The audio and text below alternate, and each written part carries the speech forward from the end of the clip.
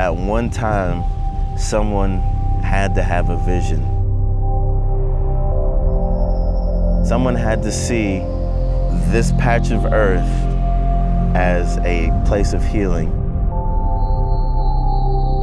If people didn't step out into nothing, literally nothing, there was nothing here, and begin building, this wouldn't be here without people who believed.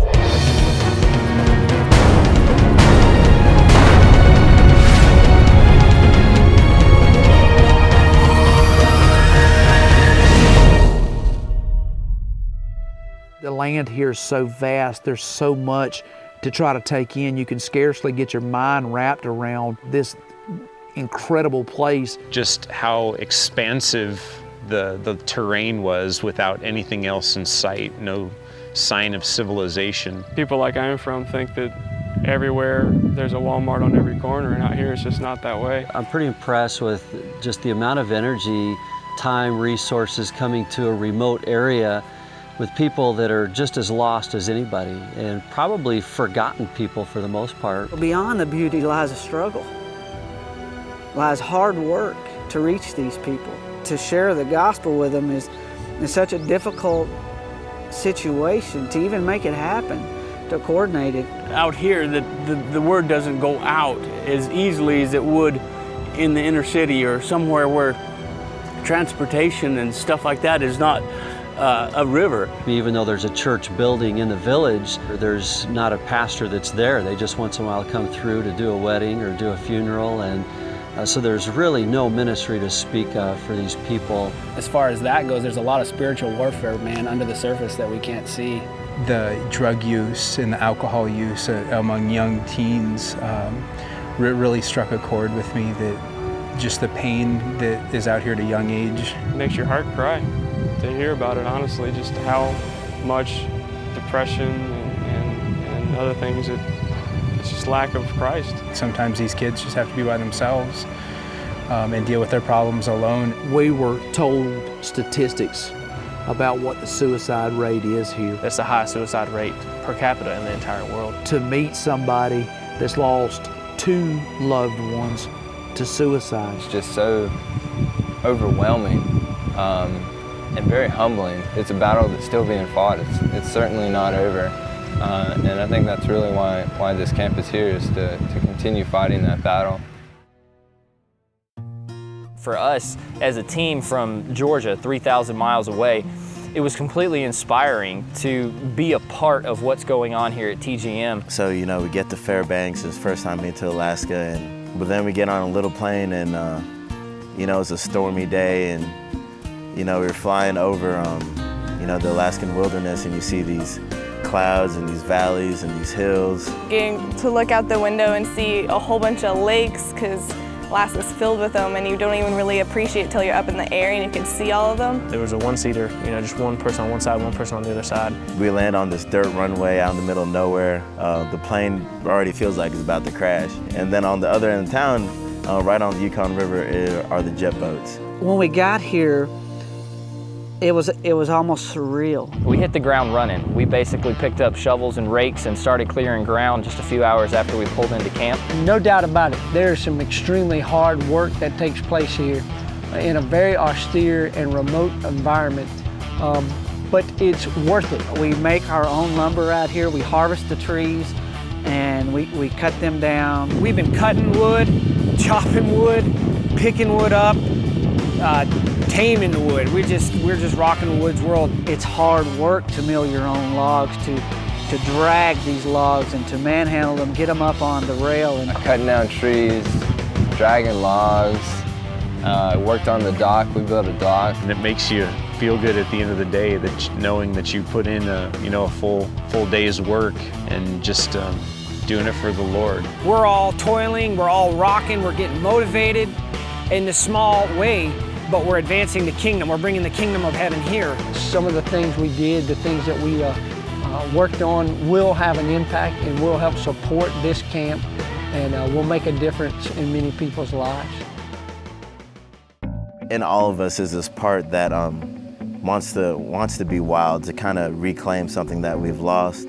Getting on that boat And, you know, pulling out and riding up the Yukon River is just like, man, this is the wild. This is the North American wilderness. You get to experience the wildlife, and you get to experience the crazy 24-hour-a-day sunshine. It's pretty crazy, the sun never going down during the summer. It's kind of hard to sleep, but it's really cool. You never need like a flashlight or anything. You know, not a lot of guys down from where we're from can say they've been up the Yukon, and so I get to say that. That was a cool experience. Did a little bit of fishing, caught some pike the other day, and that was fantastic. I picture Jesus being sitting with his disciples on the beach, having a fire, cook some fish, you know, hanging out with his disciples. I think that's just real ministry and discipleship, and I think that's the kind of thing you experience in Alaska. Being from the Atlanta metro area, you know, seeing wilderness as far as the eyes can see, it's pretty intimidating, it's pretty wild. I mean, we have bear watch in the evenings to make sure that everybody's safe in the camp. And we saw a bear here right in camp this morning, fact is, and that was really cool. It's like a dream of any guy that likes to hunt or fish, you know. First thing I'll say is that the food is amazing. It's kind of cool to be able to go back and say I've had moose, or that, you know, we shot a bear and we ate the bear. Just getting to experience all the different kinds of meats and things. I don't even eat this well in civilization at my house. I eat a lot of Pop-Tarts and ham and cheese sandwiches. So getting able to have all the wonderfully cooked meals has been awesome. Being here at Camp Nashi, which means healing, has brought healing to each one of us, has brought a calm to our hearts. It's kind of the mission within the mission, you know what I mean? For people that actually come up here and work, you get ministered to in the same way. And there's been times when you sit around with 12 grown men and 10 of you are crying, and you're just, you know, God's just working in you. As we chop trees, as we mill logs, as we haul logs, you know, as we dig a hole, we're watching God restore our hearts. And every day it's just more and more peaceful. Come on up and be ready to help and work hard, but at the same time be ready to grow spiritually in yourself, you know. If I was to say of any trip I've ever done, being in the military, been on mission trips, this is the most professional staff I've ever met. Getting to know them and to share their hearts and share their life in an environment like this is a chance of a lifetime. Be around them for 5 minutes. It doesn't take long to understand what they're fighting for and what they're driving for. And everyone here is so passionate about like what they're doing, and it's really cool to be able to be involved with something that's like never really been done before. It's top-notch service, top-notch expertise, the top-notch adventurers. The ministry of TGM is a city on a hill. It's a lamp that can't be covered, and they're bringing light into the darkness. Leadership is very important when you're doing something like this, and they've got the heart to do it, and they've got the leadership to make it happen. They really live out what they believe, and that's something that's been totally inspiring to our entire team, is to see people who don't talk about it, they just do it.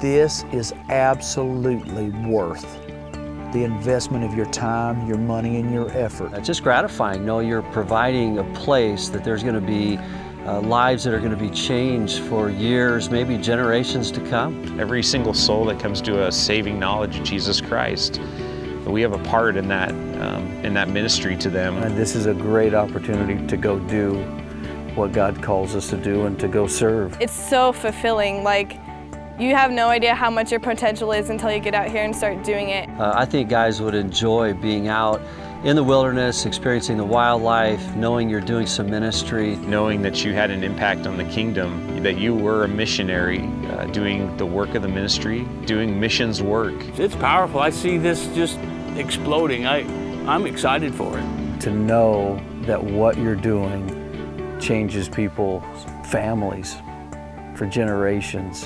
It's not just Haiti or Africa, there's Alaska as well. I guarantee you, if anybody's thinking that they've been on a cool trip, they've never been to Alaska. And when they come to Alaska and they see what this team has to offer, they're just gonna be blown away. Till you get on a plane and come to Alaska, you can never know what it's like to be here. And nobody can explain it well enough for you to experience God's majesty in this place.